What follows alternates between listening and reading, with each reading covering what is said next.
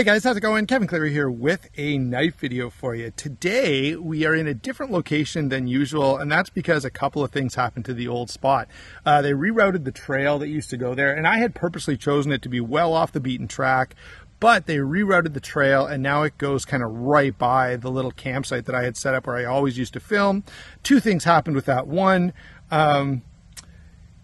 you know, I'd be filming like this and members of the public would be walking right through, making noise, asking what I'm doing, stopping to look because why is this idiot out there talking to his phone?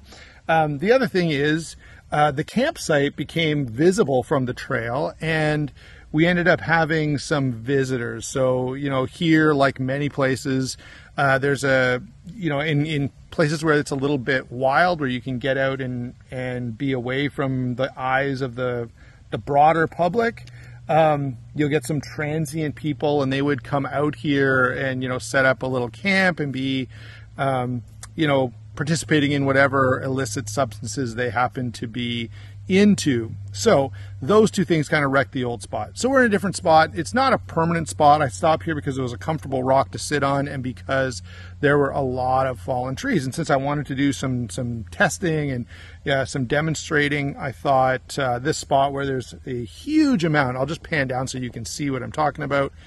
You can see all the trees, so you can see 4 or 5 right here, and just within arm's reach, there's all kinds of down trees, just like what you're seeing.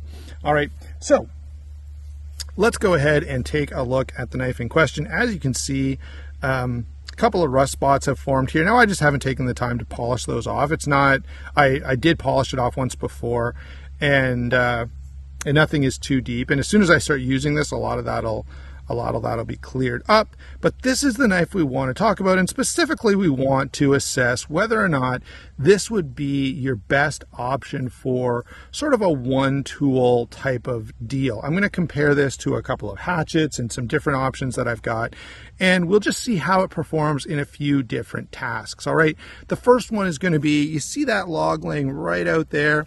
I'm just going to pan up a little bit, not too much. There we go. And we're just going to do some cutting on that. I'm going to move the mic so you can hear me a little better over there.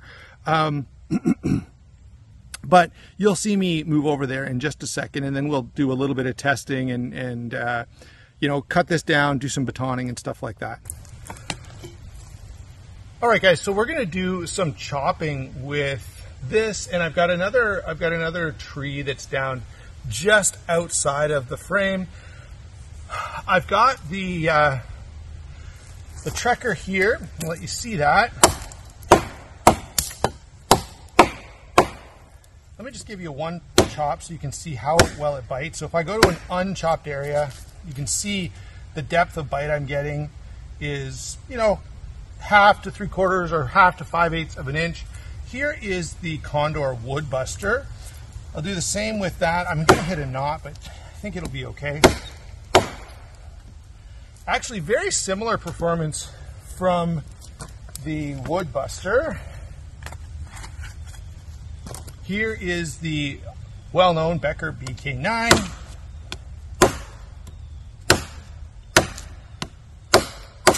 Now, it's not biting quite as deep, but it's lighter. So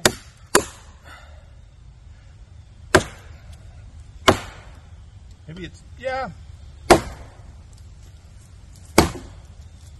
So you can see all of those. Now I'm going to switch out. These are all somewhat similar. These two are much heavier than this. And while you may think, well, yeah, the heavier one is going to be better, there's a bit of a trade-off there, because if you're, you know, these smaller tools, you're going to take more hits to do the same job. And that's going to mean that you know, you have to consider fatigue in your calculation here. Now, in addition to these sort of large choppers, I brought the Kanji T-Hawk from CRKT. I want to move down here because I'm eventually going to use the piece of wood that we create to do some batoning.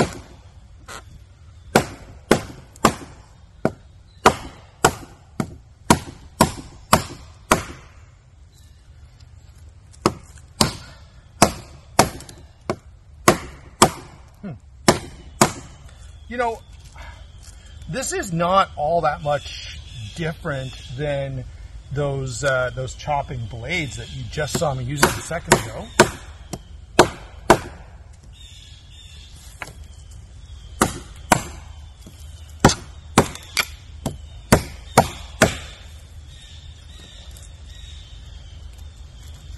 The last tool I've got for you is this little charade hatchet. And it's actually weighted a little bit weird. Like, it strikes in sort of a strange way that makes me not totally love this. I mean, it's okay and it can do the job for sure. But out of all the options that you've seen here, this is actually my least favorite. If the handle was a little longer, like if I could hold it, you know, somewhere down around here, and it had the same handle length as the CRKT, that would probably be different. This is just a little too small, I find, for what I want to do with it. I'm going to use the lanyard to try to just extend it a little bit and see if that makes a difference. All right, so you've seen all of these demonstrated in chopping. I'm going to stop. I'm going to cut up a couple of pieces while I'm here, and we'll come back and do a couple other little things. All right, so I've cut a couple of small sort of stumps here. I've got a rock right here that I can use. So I want to just do a little bit of batoning with this. Now, I also want to demonstrate for a second one of the big advantages of a chopper like any of these, but especially this. You can take this, set it here, and now take your baton, and you're kind of in control of what's happening. You can do a similar thing with a small hatchet to sometimes better results.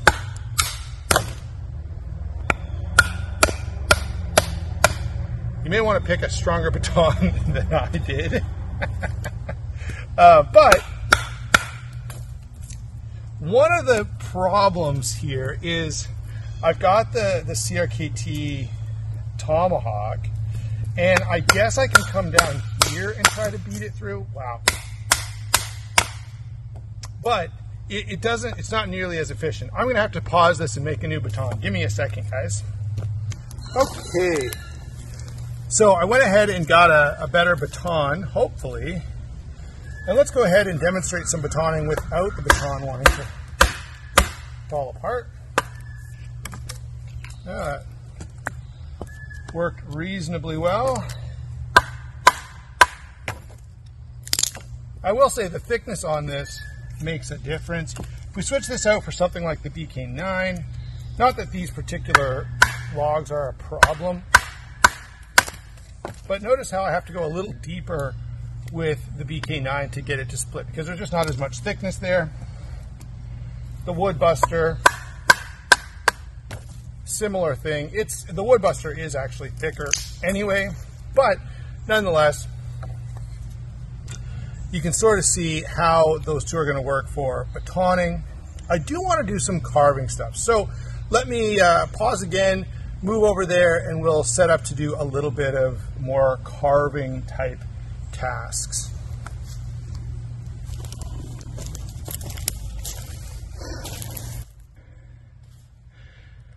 Okay, so you've seen it baton, you've seen me split down some material. Let's first of all just take one of these split down pieces, and let's imagine we wanted to get a fire going.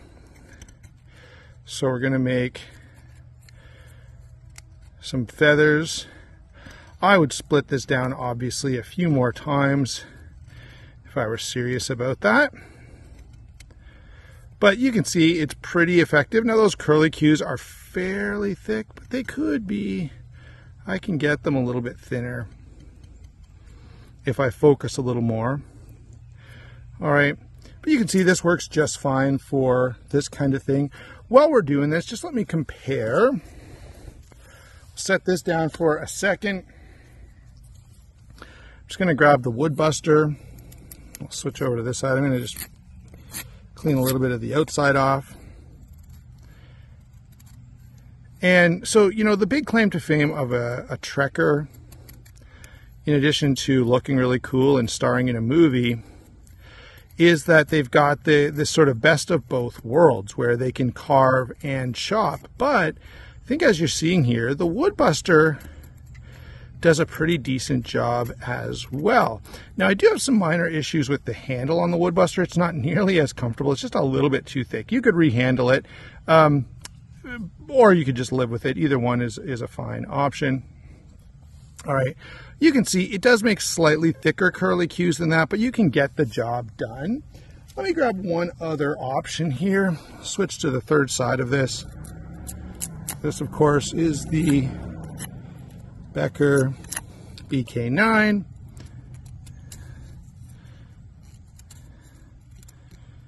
And I think it's just the location, guys, but I'm struggling with this one a little. There we go. So again, I can get this to do the job fairly well.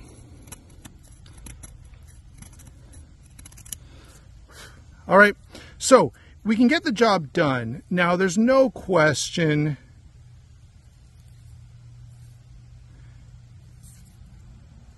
as you can see that the Bark River does a little bit nicer job. But, you know, remember, we've got to consider that we are, you know, thinking of this as, you know, a potential one tool option where, you know, this is the only thing I'm going to have with me out in the forest. I've got one other thing I want to try and do here. I'm going to use all three knives again. I just want to sort of clean this off. This is my baton that I used earlier. And I'm just going to imagine, you know, let's say I'm planning to be here for a few days and I think, you know, this baton would be better if it had a handle on it. The way I would normally do that is just kind of take this and do some chopping around the top here.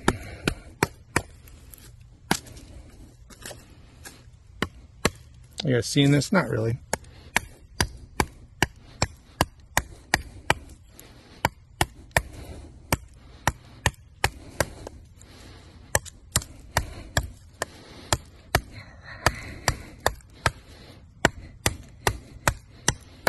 Okay, so I've kind of chopped in all the way around the top, and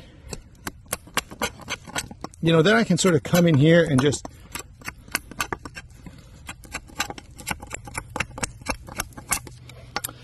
flake that off. And I wanted to test that on purpose. You can see that I'm using the little divot here, which actually works pretty well, guys, for this roll. It allows you to get some leverage from the weight of the knife.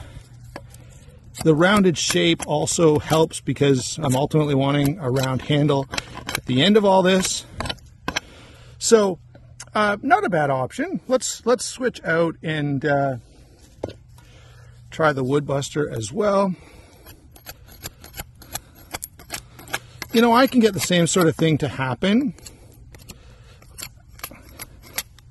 I'm limited, of course, by the camera here. What I would probably do in this case is take something with a point on it, either this or go back to the Trakker, and I would stab this into a log like this, right? And I'm sure you've all seen this technique where we pull this toward. I don't really want to belabor this point too much, but again, you can see that if you're, you know, doing some rough bushcrafting, which in a survival situation, you know, I don't anticipate, you know, building myself a full log cabin or something. I guess if you're going on alone, all right, maybe you say to yourself, I don't want the Bark River Trakker because, you know, it's not as one tool as maybe some other options are. I don't think, I've watched most of the seasons of Alone. I don't think I've ever seen this on the show, although it would be pretty cool if you did. So we've talked about blade performance. We've talked about how it chops versus how it carves, and it will do both of those things. The handle is pretty comfortable, and you can choke up quite a ways. All right, I've got a little, you can see, I'll clean this off after, but you can get choked right up on this for doing those finer tasks, which is one of the reasons I was able to get some finer curly cues out of it. When chopping, I find myself actually backing off all the way to here. So I only end up with a 3-finger grip. I sort of use this knob on the end to allow me to get a lot of leverage for chopping. That's pretty useful. You can add a lanyard here. I haven't, but a lanyard sort of adds to that ability. You can kind of wrap that lanyard around your wrist and really let your wrist do a lot of whipping, which adds a lot of force to your cut. Okay, so I think this gives us a good enough look at all the different things that this can do, and as well as how well it does them. Is it, you know, the best thing in the world? Probably not, but the fact is any tool that's trying to do multiple jobs, all right, faces limitations. Now, the nice thing about this is that thickness gives you a lot of confidence. The concern you may have in a true survival situation, you know, you have to know that your tool is nearly indestructible, because, man, if I do have to do some prying, or I've got to do something that probably I shouldn't be doing with this, that 5/16 inch blade stock really does add something to that. All right. So, you know, overall, I have to say that I do enjoy this quite a bit. Now, the look of it, the fit and finish of it, there are a number of other factors. You can see a mosquito flying through the screen there. So, you know, I'm in a rush to get out of here because they're starting to get worse. There's a bit of a breeze, which is kind of helping. Do I think this is a good knife? Yes, I do. I actually enjoy it quite a bit. Could I see myself using this, you know, for like throw this in a 72-hour pack and make it your main tool? Yeah, you can definitely make this work as long as you know enough to work smarter, not harder. Now, if I'm on a loan, like I said, and I'm trying to build what's essentially a homestead, I would not want this. You need big, full-size tools for that. So I'd want a full-size axe along with some other things. Now, as this compares to some of the other tools we looked at the BK9, which is still great. We looked at the Wood Buster, and I feel like I need to bring these back in. Let me pan down just a little bit further so you can get a better look at all of them. Sorry, I got my shoe in there as well. But as I compare these tools to one another, the one thing that I have to really wrestle with is the fact that this, whoops, sorry guys. Let's move that cord out of the way so I don't catch it again. The big thing that I have to deal with is this is really expensive, right? These two are like $100. This is more like 400, and that's a considerable price to pay. And yeah, the steel is better, and the edge retention is going to be better, and the toughness is a hard call to make because these are very tough steels. Do I want to spend that extra money? You know, for me, yes, because I'm an enthusiast, because I'm a collector. I love throwing this thing in my pack. I rarely carry it on a belt. It's big and heavy, so I don't carry it on a belt all that often. But I love throwing this thing on my pack and going out and spending some time in the bush. I love it.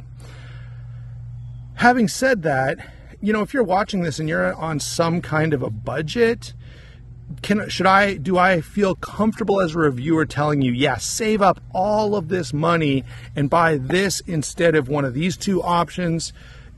I can't really say that. Okay, so there you go, guys. Those are my thoughts on the Bark River Trakker. Very, very cool knife, and it is useful. You saw me get a bunch of stuff done with this, and you can see that I've put a fair bit of use on this, and I enjoy it. This is a tool that is never going to leave my collection. It is so much fun.